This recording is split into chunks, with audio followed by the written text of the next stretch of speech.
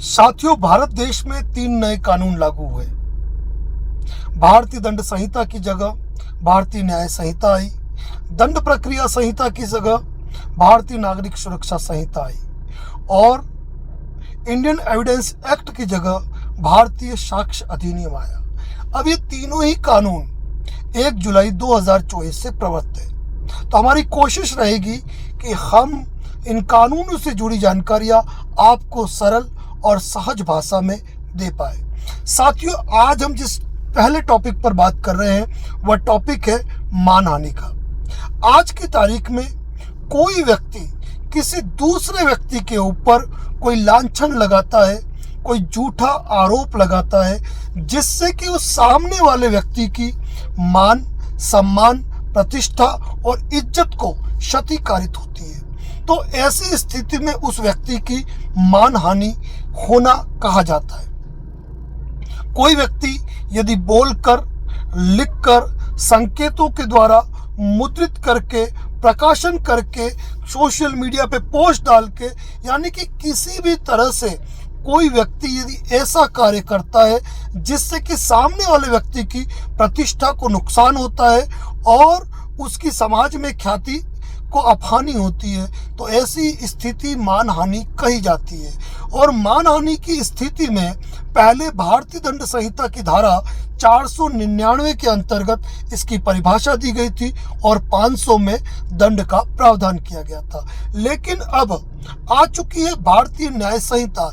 यदि कोई व्यक्ति अब किसी व्यक्ति की मानहानि करेगा तो ऐसी स्थिति में वह कुल मिलाकर जो धारा है मैं आपको बताऊंगा, 356 सबसेक्शन 1 यानी कि BNS 356 सबसेक्शन 1 और BNS 356 सबसेक्शन 2 के अंतर्गत इनके प्रावधान है।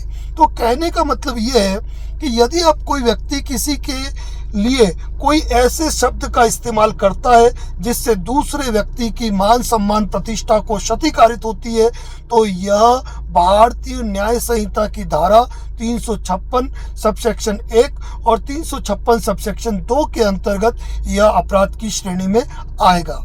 पहले की भांति इसमें 2 साल तक के कारावास का प्रावधान है और भारतीय नागरिक सुरक्षा संहिता की धारा 222 के अंदर इसका प्रोविजन किया गया है। तो साथियों, यहाँ पर एक बात जानना आपके लिए जरूरी है कि मानहानि में भी अपवाद है। यदि मानहानि तभी मानहानि है जब वह कोई जो भी आरोप लग रहा है, जो भी तथ्य कहे जा रहे हैं, जो भी बोला जा रहा है, जो भी प्रकाशित किया जा रहा है, वह समस्त बातें झूठी हो, यानी कि झूठे आधार पर किसी व्यक्ति को डिफेम करना मानहानि की डेफिनेशन में आएगा। और सबसे बड़ी बात इसमें ध्यान रखने की यह है कि मानहानि के मैटर में पुलिस थाने में FIR दर्ज नहीं होती है। संबंधित मजिस्ट्रेट के समक्ष इस मामले में कंप्लेंट परिवाद फाइल होता है, इस्तगासा फाइल होता है और इस्तगासे पर न्यायालय संज्ञान लेकर सामने वाले पार्टी को इसमें समन जारी करते हैं और आगे वही process bailable warrant, arrest warrant का प्रोसेस होता है जिनमें उनको उपस्थित होना होता है। यदि आप किसी व्यक्ति के खिलाफ यदि क्रिमिनल कंप्लेंट फाइल करते हैं तो ऐसी स्थिति में यदि आपका जो इस्तगासा है, आपका परिवाद है, आपका जो आरोप है, यदि न्यायालय में सिद्ध होता है तो 2 वर्ष तक के कारावास का प्रावधान होता है।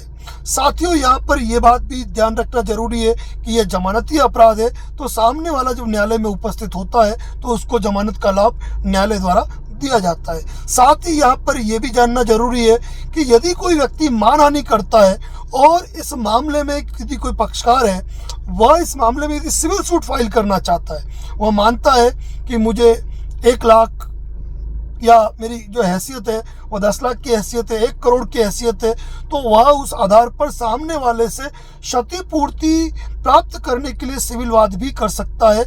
ऐसी स्थिति में आपको कोर्ट फीस फाइल करनी पड़ेगी। और यदि यह अपराध किसी मृत व्यक्ति के साथ किया गया है, यानी कोई व्यक्ति मर चुका है और उसके मरने के बाद उस पर कोई झूठे आरोप लगाए जा रहे हैं, तो ऐसी स्थिति में उस व्यक्ति के जो उत्तराधिकारी है वह भी इस कानून के अंतर्गत केस फाइल कर सकते हैं। साथ ही यह भी ध्यान रखिए कि भारत देश के अंदर किसी भी कंपनी, चाहे वो प्राइवेट लिमिटेड कंपनी हो, लिमिटेड कंपनी हो, कोई संस्था हो, NGO हो, अगर उनके बारे में भी कोई व्यक्ति अपहानि की बातें करता है, इस तरह की बातें करता है, तो वह भी मानहानि की श्रेणी में आता है और कंपनी का लीगल रिप्रेजेंटेटिव इस मामले में सिविल केस भी फाइल कर सकता है। और यदि वह चाहता है कि मैं क्रिमिनल केस फाइल करूं तो वह क्रिमिनल केस भी फाइल कर सकता है। अब सोचने वाली बात यह है कि सिविल केस और क्रिमिनल केस में फर्क क्या है। क्रिमिनल केस में आप इसमें क्रिमिनल ट्रायल चलाकर सामने वाले व्यक्ति को उसके द्वारा किए गए कृत्य के लिए आप जेल की सलाखों के पीछे पहुंचा सकते हैं। लेकिन यदि आप सिविल केस फाइल करते हैं तो ऐसी अवस्था के अंदर आप उससे क्षतिपूर्ति प्राप्त कर सकते हैं।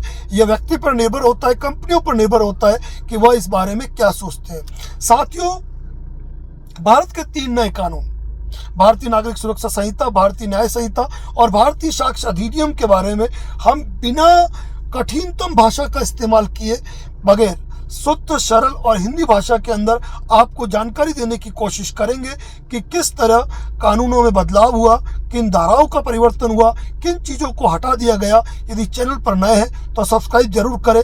अगर सोशल मीडिया फेसबुक और इंस्टाग्राम पर देख रहे हैं तो फॉलो जरूर करें। यदि आपका कोई कानूनी सवाल है तो आप कॉल बुक करके हमसे बात कर सकते हैं। साथियों, एक महत्वपूर्ण जानकारी यह है कि किसी भी केस के मैटर में अब यदि आप YouTube पर सर्च करेंगे तो आपको आईपीसी, सीआरपीसी और एविडेंस एक्ट सर्च नहीं करके आपको भारतीय नागरिक सुरक्षा संहिता, भारतीय साक्ष्य अधिनियम और भारतीय न्याय संहिता के नाम से आपको सर्च करना पड़ेगा। मान लीजिए आप मानहानि का मुकदमा सर्च कर रहे हैं तो आपको सर्च करना पड़ेगा BNS मानहानि या फिर BNS 356 इन हिंदी। इस प्रकार के कीवर्ड आपको यूज करने पड़ेंगे ताकि आप नए कानून की जानकारी सरलता से पा सकते हैं। वैसे हमारे द्वारा कोशिश की जाएगी कि प्रत्येक 2 दिन के अंदर एक वीडियो पोस्ट किया जाए जहां पर सरलतम भाषा में हम आपको जानकारी दे पाए। साथियों, जानकारी अच्छी लगे तो शेयर करें, चैनल पर नए हैं तो फॉलो और सब्सक्राइब करें। धन्यवाद। जय हिंद, जय भारत, जय मेवाड़।